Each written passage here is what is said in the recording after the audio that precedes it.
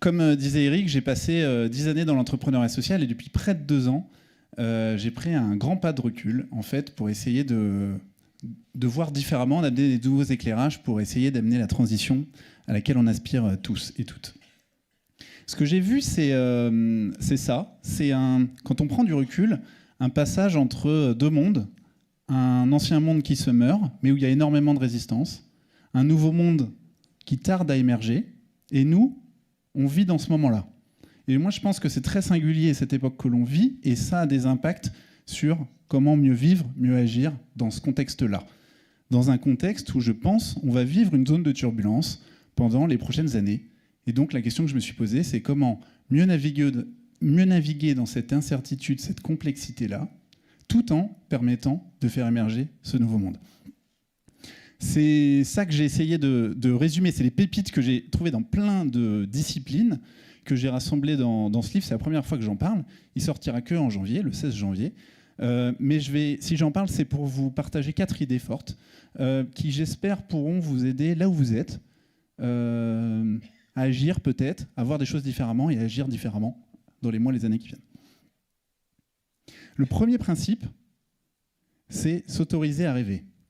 S'autoriser à rêver, tout commence par le rêve et l'imagination précède l'action. Et on sait bien que pour amener ce futur désirable, ce nouveau monde, il faut d'abord le rêver pour ensuite le mettre en musique. Et pourtant, on n'est plus forcément très bon pour rêver. C'est une étude scientifique de 1968. Je vais vite, mais en gros, ils demandent à des enfants, à 1600 enfants de 5 ans, un test de créativité, et 98% d'entre eux, à l'âge de 5 ans, sont de niveau génie sur un test de la NASA. À 10 ans, c'est les mêmes enfants, ils sont 30%, à 15 ans, 12%, et l'équivalent des adultes, ce ne sont pas les mêmes adultes, sont 2%. Donc, ce n'est pas naturel pour nous de s'autoriser à rêver. Pourquoi ? Parce qu'en fait, les chercheurs nous disent qu'il y a 2 manières de penser. C'est notre cerveau qui fait ça. Il y a la divergence pour trouver des idées folles et ensuite la convergence pour les critiquer et converger. Sauf que nous, en grandissant, on fait les 2 en même temps. Et donc, l'invitation, c'est faire l'un puis l'autre. D'abord, oser avoir des idées folles, puis converger pour passer à l'action. C'est ce que nous dit Donella Meadows, une grande pionnière, une grande penseuse de la transition écologique et des systèmes. 3 règles d'or au moment de penser sa vision. Ça marche pour une entreprise, ça marche pour soi-même, pour sa vie. 1. Imaginez la vision que l'on veut vraiment. La vision que l'on veut vraiment, et pas celle que l'on croit possible. Ça, c'est la première étape. La deuxième étape, c'est ne jamais se sentir obligé de dire comment. Ça vient après. C'est dans un deuxième temps. Tout le monde va arriver à dire « Oui, mais ça, c'est pas possible, comment on va faire ?» Ok, mais ça viendra dans un deuxième temps. C'est ensuite que le chemin se dessine. Sinon, c'est impossible de penser quelque chose de différent. Et une vision doit être éthique, respecter les règles physiques. Elle dit ça dans les années 90, ça ne parle pas des limites planétaires, mais enfin, ça en parle directement aussi. Donc ça, c'est le premier principe, s'autoriser à rêver. Et le rêve, c'est comme une étoile polaire, il faut la garder au loin et toujours garder comme cap. Un deuxième principe, jouer collectif. Rien de grand ne se fait seul. On l'a vu à plein de moments dans la soirée. Et il y a un concept qui est passionnant, que je vais vous raconter après, que je vais vous mettre en lumière. C'est un concept qui explique pourquoi, dans certains moments de l'histoire, il y a eu plein d'innovations et plein de personnalités qui ont émergé au même endroit. On peut penser à Athènes, au 5e siècle avant Jésus-Christ, avec Socrate, Platon, Aristote, tout ça au même endroit, au même moment. Mais aussi au 15e siècle avec la Renaissance en Florence, ou alors le Montmartre des années 20, ou alors la Silicon Valley plus récemment. Et pourquoi ? En fait, il y a des chercheurs qui ont regardé et qui appellent ça un scénius. Un scénius, c'est le croisement entre la scène, scene en anglais, et genius. Donc un endroit où en fait, donc entre scène et genius, scene et genius, ça fait un sinus, c'est-à-dire c'est l'endroit où la somme des talents combinés va faire beaucoup plus en combinant les talents et en les fédérant. Je vais très vite, mais il y a des caractéristiques à chaque fois derrière ces sinus. Et pour moi, un des enjeux de notre époque, c'est créer ça pour nos sujets, de faire rentrer l'économie dans le donut. Il faut une diversité de pensées et d'expériences. il faut une appréciation mutuelle des membres et des organisations. Et au fond, quand on raconte le Regen Ecosystem, c'est ce qui se joue et qui émerge aujourd'hui. Il faut des échanges rapides. Il faut que les bonnes pratiques circulent et se partagent. Il faut une compétition saine et des effets de réseau. Des effets de réseau, c'est quand il y a une bonne pratique, quand quelqu'un gagne dans le système, dans le CNUS, alors tout le monde se revendique de cette victoire. Il faut un environnement propice à la création. Il faut encourager l'erreur et la création. Il faut des lieux iconiques. On peut penser aux Agora à Athènes, aux ateliers florentins, aux garages dans la Silicon Valley. Il faut des lieux iconiques. Et c'est passionnant. Les CNUS émergent souvent au cœur ou après des périodes chaotiques.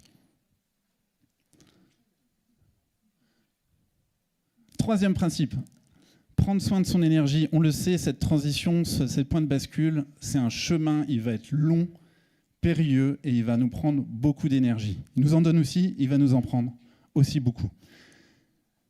On a tendance à se penser pas mal peut-être comme des robots. C'est une machine hyper efficace. Et on voit nos projets et nos courbes comme du toujours plus vite. Et je trouve que cette visualisation différente, inspirée du vivant, il n'y a pas que nos entreprises qui peuvent s'inspirer du vivant, il y a nous-mêmes avant tout, c'est un autre rapport au temps, et peut-être on peut s'en inspirer pour nos propres vies, pour nos propres projets. Qu'est-ce que c'est ce modèle des 4 saisons, ou la route d'Hudson? C'est l'idée de dire que dans notre vie, tout n'est pas linéaire et croissant, on doit passer par 4 saisons. Et donc il y a des moments où on est en été et où on est super créatif, c'est facile, on est hyper efficace. Et il faut chérir ces moments-là, mais il y a aussi d'autres moments, et on a besoin de tout. Des périodes d'automne, de récolte des bénéfices de cet été et d'ajustement. On se pose des questions. On peut éventuellement passer par une phase d'hiver.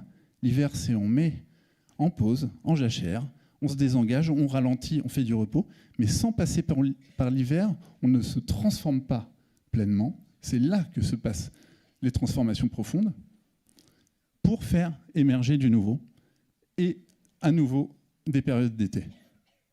Et donc, c'est intéressant aussi pour des entreprises. Ça veut dire que pour se transformer, alors certes, il faut accélérer, mais il faut aussi passer par des phases entières, des cycles entiers pour se transformer en profondeur. 4e principe, cultiver la joie. Alors ça peut être paradoxal dans un monde où il y a l'accumulation de tous ces défis et de ces mauvaises nouvelles. Mais ouais, j'en suis persuadé, il faut qu'on apprenne à cultiver la joie. Alors pour 2 principales raisons. La première, c'est qu'il va falloir donner envie, en fait. Et pour donner envie, il ne faut pas que des gens épuisés, moralisateurs, bougons, donnent des leçons aux autres. Il faut donner envie et montrer que c'est mieux ce qu'on invente ici. Donc pour ça, il faut cultiver la joie. Et une deuxième raison, c'est je pense qu'on a tous vécu une de ces étapes-là. Je vous raconte, en fait, ce modèle-là, il a vachement résonné quand je l'ai découvert. C'est un philosophe écossais qui s'appelle Jonathan Rawson. Et ça a vachement résonné. En fait, il y a 3 phases, 3 niveaux de conscience. Une première phase, c'est le pré-tragique. C'est l'idée de dire, oui, non, mais ça va, on va se débrouiller, ça va aller. Il n'y a pas vraiment de problème avec le système. Et puis on rentre dans le tragique, on se dit, waouh, en fait, il y a un problème. Puis on détricote, en fait, il y en a plein. En fait, ils sont tous liés. En fait, c'est un système. Et là, on peut rester dans le tragique. Alors, on peut remonter là et être dans le déni. Ou alors, on peut être dans essayer de sauver le monde et tomber dans le burn-out. Ou alors, voilà. En tout cas, on peut être dans ce tragique-là où on n'est pas dans une énergie qui est forcément positive. Et enfin, potentiellement, il y a une 3e phase. C'est une phase où l'énergie redevient plus haute. C'est l'idée de dire, c'est le post-tragique, c'est l'idée de dire, oui, il y a tous ces défis, mais je vois le monde avec tous ces défis, je retrouve ma joie de vivre. Je retrouve ma joie de vivre malgré ces défis, et j'ai besoin qu'on se serre les coudes. J'ai quand même une vision positive, et je pense qu'on va y arriver. Ça va être difficile, mais je suis conscient de ces défis, mais je retrouve ma joie de vivre, et c'est ce qui me fait avancer. Donc c'est une 3e phase du post-tragique, et moi, ça m'a donné un éclairage parce que ça m'a autorisé à, malgré tous les défis du monde, avoir le droit de cultiver ma joie. Et pour conclure, au fond, voilà, on est face à des enjeux systémiques et on se dit, waouh, on est une petite goutte d'eau, est-ce que ça sert ce qu'on fait au fond? Eh bien, ouais, je pense que ça sert Pourquoi ? Parce que en fait, ce qu'on fait, c'est qu'on crée des îlots de cohérence. Et ces îlots de cohérence, c'est ça qui contribue au point de bascule, au fond, dont parlait Eric au début. Et je vous laisse avec cette citation. Je fais un clin d'œil à Jean-Pierre Gou, s'il est dans la salle. Yes, parce que j'ai découvert cette citation grâce à la petite princesse. Cette citation de Prigogine. Lorsqu'un système est loin de l'équilibre, des petits îlots de cohérence dans une mer de chaos ont la capacité d'élever l'ensemble du système vers un ordre supérieur. Et moi, je pense que c'est ce qui joue là et dans plein d'autres endroits dans la société aujourd'hui. Merci. Bravo!